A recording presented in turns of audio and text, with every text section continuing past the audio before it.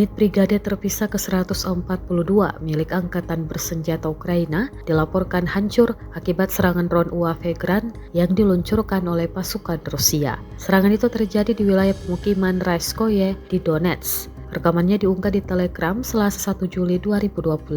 Menurut informasi yang dibagikan, UAV Grad berhasil menghantam posisi militer Ukraina dengan akurat, menyebabkan kerusakan besar pada perlengkapan dan infrastruktur brigade tersebut. Tidak ada rincian resmi mengenai jumlah korban atau skala kehancuran yang ditimbulkan.